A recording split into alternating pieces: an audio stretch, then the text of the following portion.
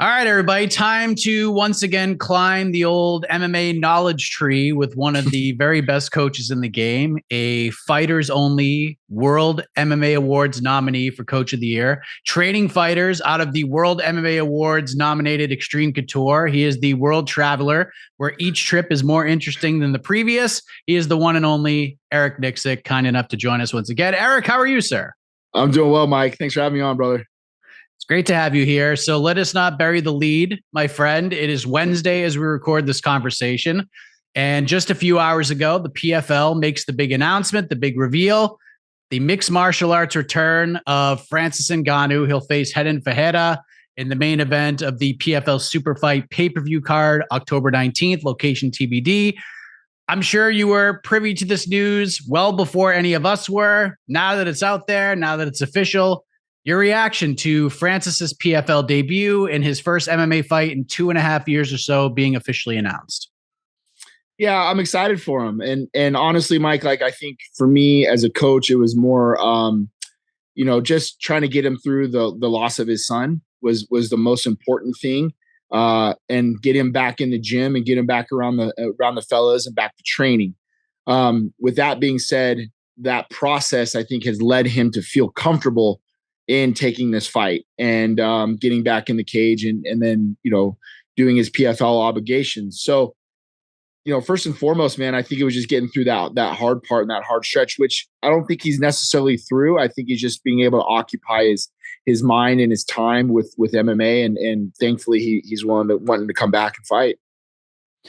We spoke, the last time we spoke was not long after we found out about Francis's child, and it was just heartbreaking to talk about. But when did you start to see him turn the corner in that regard, where it's just like, okay, yeah, this is still weighing very heavily on me, but I think I need this to help take me out of the funk, at least in some way. You know what I mean? Yeah, it went in spurts, and I still think it does. The biggest thing I've noticed is if, like during the weekends, when he's training and he's around the boys in the gym, he's very much the same individual. He's cracking jokes, he's having fun. But I think when his mind is by itself and he has nothing going on, he lives alone. He doesn't have anybody here in Vegas with him. So, it's just kind of like just that time is when I felt like he was having the biggest problems. And then we talked, I'm like, listen, dude, just come to the house. Just you don't have to even ask. Just, hey, bro, are you home? I'm coming over. And he did that a few times. Like he would just call me out of the blue and was like, hey, where you at? I'm at home. All right, I'm on my way. And he just come to the house and hang out and be around the family. So for me, a lot of times it really felt like nostalgic because that's how we became so close during the COVID time, where he just almost like damn near lived with us. And he kind of leaned on the family, leaned on the gym and the team and everything else. And I think that's the best you can do during something this difficult, man. It's still, I think, weighs heavy on him, but he's been a lot better.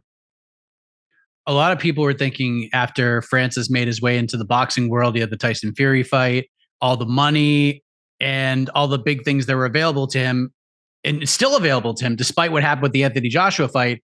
And he's obviously been through a lot recently, but a lot of people felt, why do you even go back to MMA when you have these massive opportunities? And I know Francis is kind of a man of his word. He signed this deal with PFL. They just made the PFL Africa thing official, where with him sort of running things. Did you at all ever think his MMA career was done, that he was just going to be a heavyweight boxer moving forward? I didn't, because of the conversations that we have. I think just because of his competitive nature and the legacy that he wants to leave behind when it comes to MMA, the things that we spoke about, I definitely felt like he was going to come back and fight. And then just a lot of the freedoms that PFL has given him, I think that he really enjoys and wants to help build this promotion. So if he's like the bell cow when it comes to PFL, I think he kind of wants to carry that role and help make this organization better. So all of the above. I really think that like he's fallen in love with MMA in a way when we were fighting Cyril Gane before the knee injury, that like he was just scratching the surface of his actual athletic potential when it comes to MMA. That's something he's told me in the past. So knowing the competitor that he is, I feel like, he's definitely going to fight again in MMA.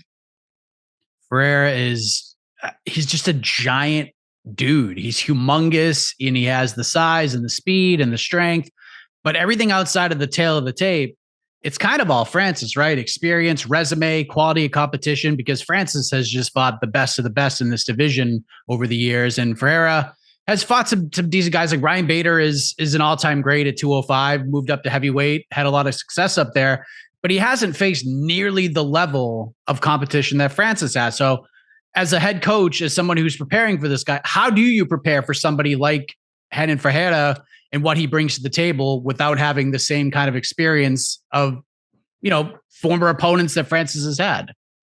Sure. I think the biggest thing is just, not trying to overlook a guy. I think confidence in this sport is something that can take you over the top more than skill at times. Just believing in your skill set and yourself, winning the way that he has been winning and reeling off some good wins. Heading into a Francis Ngannou fight, I think that, Renan has this confidence that he can beat anybody, and he should. I mean, he's very good. And it's a guy that, like, Francis and I have been watching even before he was in the PFL. Like, oh man, this guy's good. So, I think just keeping Francis focused on the task at hand and understanding this guy's dangerous everywhere. But, I feel like we have the ability to kind of neutralize some of those things that he does well and go out and make it a short night. You touched on it a little bit, where his mindset is right now. And I'm sure he's done a lot of, long-term reflective soul searching over the past several months. And I know there are some conversations, some things that are said that are left between those four walls of the gym, but has his long-term competitive mindset, his goals, his future path, has anything changed for him in that regard? Not that I'm aware of. I think that, just like we were saying with the PFL and the freedoms that they allow him, I think it's broadened his scope of goals and things that he's able to accomplish and do. I really wish that people understood the humanitarian that Francis is and the things that he does, not only within his community within Cameroon, but just what he does within the gym alone. Like, he's just the most thoughtful individual that you can find. So I think with his platform and who and what he is, he has different goals, and it's to bring people along with him and make people better, make his community better. He built a small, I would say, university, but he built a school in Cameroon to teach people how to be able to use video cameras and be able to be on social media and build a platform so they can, when they go, it's a vocation for them, right? So he understands how to give opportunity to others in a different line of thinking than making them work, 9-to-5 labor jobs. It's like, no, I can teach this person how to do this, and they can travel anywhere else. All he needs is internet, So he's a forward thinker, man, and he's always trying to put people, leave people better off than when he found them. Can you give us an example of something he's done in the gym that kind of personifies who he is and the thoughtfulness that you mentioned? Oh, 100%. Nate Pettit. Nate Pettit's one of our coaches at the gym, and Nate's just one of the hardest workers you're going to see in the room. Like, the guy's constantly holding pads for people, constantly on the road. He's a dog. Like, he's just a guy that's like, if you walk in the gym right now, Nate's working, and he doesn't have a family, he doesn't have a life. His life is this gym. And so Nate came up to me. We were putting the new cages together. Nate came up to me with tears in his eyes. And he's like, this is 2 weeks ago. And he's like, dude, Francis just handed me a check and just said, thank you for everything that you do. I don't know what the amount was. I didn't even ask, but it was enough to move this man to tears, to an emotion. And I said to Francis later on, I was like, hey, thanks for hooking up Nate. He's like, of course, bro. I see how hard he works, and I want to pay him for all the time that he's given to others that maybe it's not reciprocated back to him. So, just keeping it in the house, keeping it in the family, and the way he takes care of his coaching staff and the people around him. Nate had a huge role in helping Francis beat Stipe Miocic. Nate ran those wrestling practices along with Dennis Davis. So paying it forward to Nate, man, that's just the type of person that Francis is. That's so cool, man. That's so cool. Just when you think this sport gets dark, this story just puts a big smile on my face, Eric. Unbelievable stuff. I know you guys you're not looking past this fight with Renan Ferreira or anything, but do you think it's another MMA fight after this one? I mean, him versus Vadim Nemkov, super interesting matchup, but the cupboard isn't fully bare with PFL and Bellator, but not a ton of viable options that make a ton of sense right now. So what do you think his first fight looks like in 2025? Great question. And I think that, he can, because of the freedoms that he has, he can always revisit boxing. If there's a name that pops up, that's the best part about the situation that he's in is he's a contractor. He goes out to the highest bidder. He can decide what he wants to do whenever he wants to do it. So, like you said, man, like we have our sight set on October 19th. Whatever position or whatever situation arises by that time, hell, you never know. Turkey might come in and get UFC to get him to fight John Jones. You never freaking know with this sport what comes about. So, yeah, I mean, all options are on the table, man. We'll figure that out once we handle this business October 19th. We're definitely looking forward to the MMA return of Francis Ngannou. A few other things I want to touch on, of course. Sean Strickland beats Paulo Costa in June in Jersey, and it was a big one for him. And then a couple of weeks later, Robert Whittaker finishes Ikram Aliskerov, and everyone's saying, okay, let's just do Strickland versus Whittaker. It's a number one contender fight. We know DDP and Izzy are going to fight. This makes sense. But then Sean comes out and says, essentially, nah, I'm fighting for the belt next. All these matchups you have for me, cool, but I'm only going to take him if there's a belt on the line, which to his credit, I do not blame him one bit, but Sean Strickland, the businessman, Eric Nicksick, did you ever think you'd see the day? No. The guy, I mean, honestly, we were laughing about this because the guy's a mercenary. It's just he goes to the highest bidder. You want me to fight so-and-so this day, this time, 4 days notice, whatever. I'll do it. Main event versus a boost, fine, no problem. I'll fight him. But yeah, he's actually gotten a little smarter over the years. And I agree with him, man, wholeheartedly. I completely understand where he's coming from. Why risk fighting a guy as great as Robert Whittaker when in my mind, he's never really lost the belt. There was such a close fight against Dricus. He dominated Izzy. I think if Izzy wins that fight, that's an easy rematch. Izzy's going to want to try to get that revenge. And if Dricus wins, I think that you put that to rest and give Sean the opportunity to avenge that loss. So both of them make sense to me. I think Sean has a claim at the next shot at that belt and, sit on it. I mean, these guys fight next week, so we can fight by November, December. A year ago, if I told you that Sean would take this stance, that he'd win the belt, lose the belt in a close fight, then get a win over a top dude, guy who's fought for the belt, and then he's just going to sit back and wait for a title shot. Would you believe me if I told you that? I don't believe anything when it comes to Sean. Who knows what the hell the guy's going to do, to be honest with you. Guy's a wild card, man. Just keep him off his motorcycle. That's all I ask. Of course, as you mentioned, DDP versus Izzy is coming up in Perth. It's a big one. The rivalry will at least write its next chapter. And then we found out right before the Abu Dhabi card that Khamzat Chimaev, Robert Whittaker, they've rebooked it. They're going to do a 5-round fight. So as the head coach of a man who is supporting his fighter, sitting back, waiting, are you concerned at all that he may not get the shot with the way that the schedule is coming together and the matchups that they booked? No, I'm not really concerned at all. I mean, you made your bed, you have to sleep in it, So if calculated risk, if the promotion decides to pass you up, that's on the promotion. That's up to them. We don't make that call, but I think he's doing the right thing. He was taken care of. He's got money in the bank. He's training every day like he would be if he had a title fight coming up on August 17th, so he's in the gym and he's working. That's all I can really ask for. Things can shake out differently, and we know that. But again, the same opportunity that arose when it was supposed to be Izzy and Dricus the first time, we got passed up, and then Dricus couldn't make the fight. We got the opportunity. We took it and we ran with it. So I'm not too worried about it. It is what it is, and we'll see how it shakes out. There's a lot of concern about Khamzat Chimaev, obviously. They book him. He just doesn't seem to get there. And you obviously bet around Khamzat. So let's just say lightning strikes again. We find out in 2 weeks, Khamzat can't go. The UFC comes with a big offer for Sean to fight Whittaker. Would he take it, you think? I don't know. I don't know. I mean, I don't know if he's steadfast on that stance. He's big. Sean is big. So I don't know if you'd be able to make that weight if it turns into a short notice turnaround. It would probably have to be at 205 if that's the case, and that doesn't really do anything for the division other than just matching the two guys up. And I know Mick doesn't like to do that where you put him in a different weight class as a catch weight and then consider it a middleweight fight. So I honestly, I really don't know. I think there are some names that you can kind of plug and play when it comes to Whittaker versus somebody else. But yeah, I don't know. I don't know what Sean would do if that opportunity came up. Sean's obviously fought both of the guys fighting next Saturday. Very, very interesting fight between DDP and Izzy. Izzy seems to be in a good place mentally. He's taking up golf. He seems to put on a bunch of size. The time off is always good for a guy who's been that active.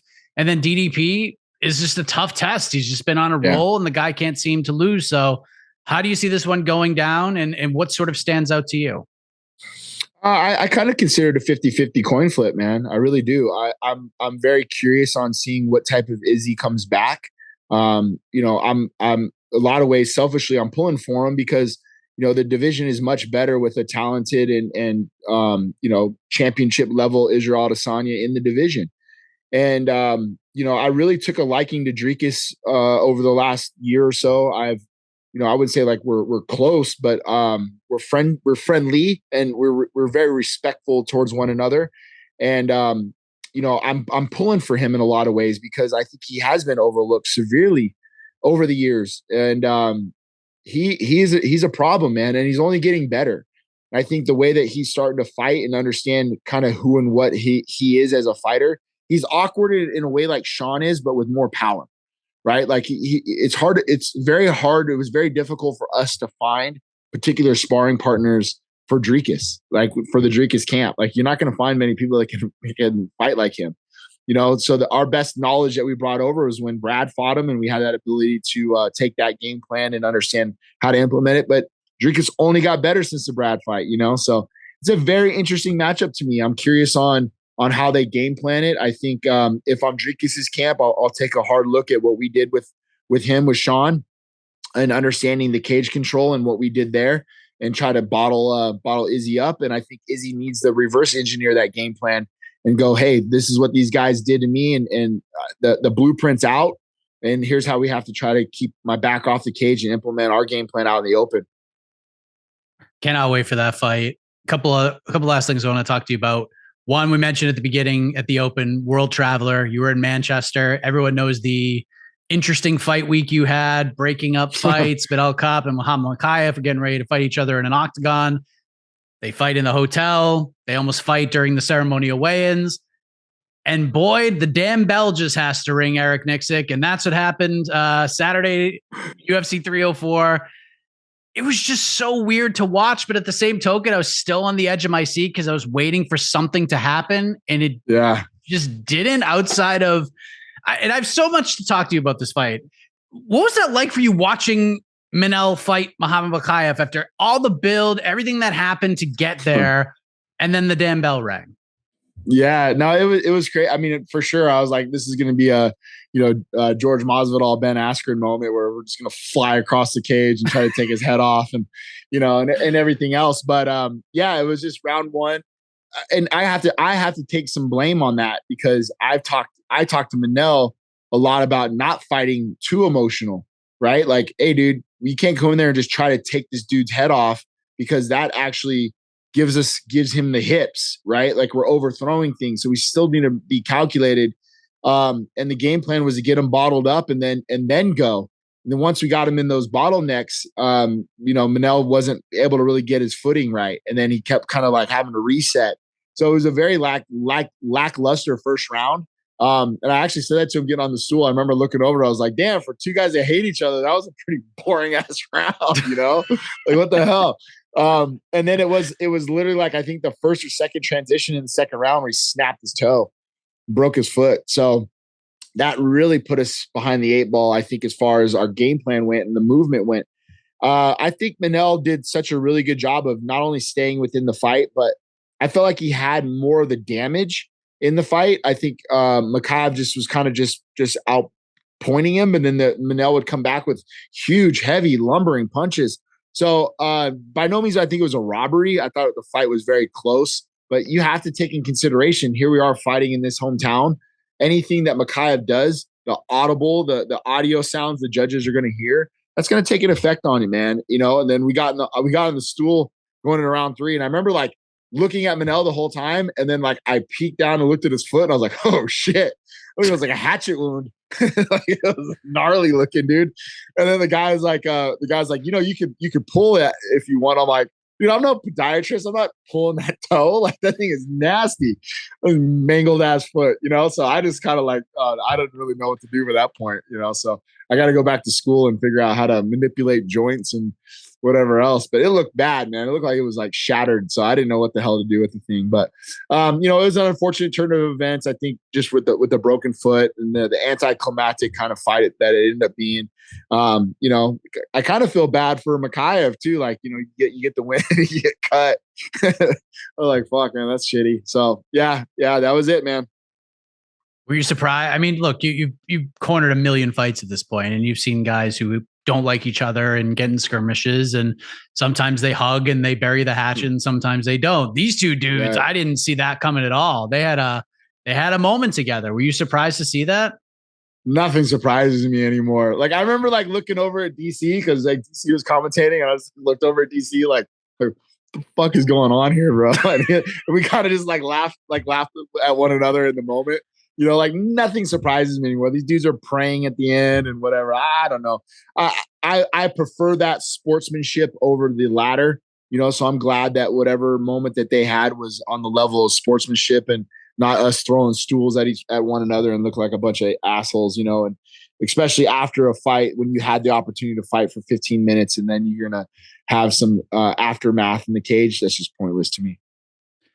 You don't think it was a robbery? I think Manel Kape got robbed. I first of all, I scored the fight for him. I thought he won. Worst case, he scored 29-28 Mokaev. But the fact that Mokaev didn't lose a point in that second round pisses me off, dude. Yeah. Mike Beltran, like, he literally pantsed Manel Kape in the middle of the cage. Like he pulled his pants down. And then he's like, come on, man, what's going on? And then Mike Beltran is yelling and screaming, to his credit. Like Mokaev looked like a child who snuck around, reached in the cookie jar when he wasn't supposed to, and then got caught. But then Mike Beltran says, and I quote, "Don't make me enforce the rules." And I was like, what the hell are we doing here? Take a point. Like, this is ridiculous. Then he gets the kick in the ding ding. Then he gets poked in the eye and still no point, Eric. Like, this friggin' drives me insane. Well, I'm glad you brought that up. And, you know, I love Mike, and Mike and I have been friends for years, but this is the facts. So when Mike came in the back to give us our pre-fight rules meeting, right, he was steadfast that any infraction, your warning is back here right now. I'm giving you your warning. If there's any infraction that I deem that was not accidental, then I am taking a point away immediately. That's what he said to us in the back. So after round one, I looked at Mike and I go, Mike, that was 4 fouls in the first round. 4 fouls. I go, where's the point that you said is good? And he's like, Eric, I'm trying. I'm like, well, you it's like me being a parent, just screaming at my kids the entire time and just me not enforcing the rule. They're just going to keep doing it until you actually enforce the rule. So I haven't been vocal about it because my respect for Mike Beltran, I don't think, you know, Mike was doing the best that he could in that moment, but I do feel like he made I think he made an error. I think there definitely should have been a point taken away. And one of those infractions, especially the one we had to argue for the reset. We had to argue for the reset because my guy's pants were getting taken off. Like, what are you looking at? And then he gets up and his whole belt or his whole drawstring is ripped out. Like, that's how bad that infraction was. At what time or what point do you actually punish this guy and take a point away? So, I mean, I definitely wanted to argue and get on social media and bitch about it. And again, like, I've done this in the past and it just falls on deaf ears. I think Mike's a great referee, but I would love some clarification on why there wasn't a point taken away, especially when you warned us in the back. That's what kills all of us as a team. No one's privy to this information, but the 4 of us that are back there. That's what we had a problem with is bro, you told us that this would be a point. So where's the point? So that should have been a majority draw at the end of the day. Yeah. And that was my worst thing. Case Manel scenario. Should not have lost. Yeah. He should not have lost that fight. It's crazy because I always tell newer fans too that the referee goes back and explains the rules and by almost, it's not like by definition, but technically, like, that's the first warning. This is like, okay, this is what you can and cannot do. That's your first warning. So to see, because we always say it, and it's not even a joke anymore. We always say, like, fighters should just cheat. They should just grab the fence and just do it because they're not going to take a point. Just do it. It's Just crazy. Yeah. Yeah.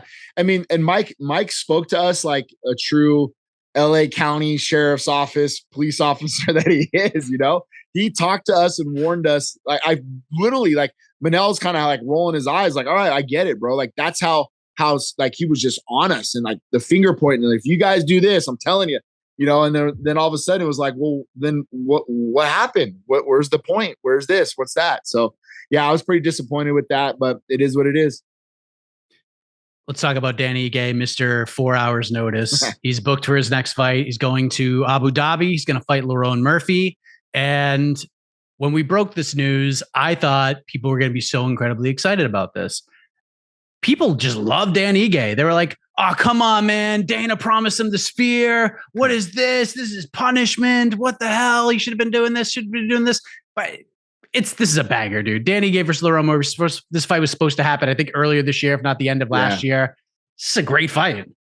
Great fight. Yeah, exactly. I mean, I think when we ended up fighting Andre Feely instead, you know, it was a fight that was already scheduled and booked. So, yeah, great fight. Lerone Murphy came out and looked amazing versus Edson Barboza.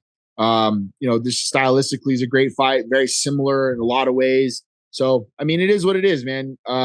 Yeah, you know, hey, well, you'll fight at the Sphere. Well, we got a Sphere in Abu Dhabi, so you can fight there. Was he bummed at all that he wasn't fighting at the Sphere?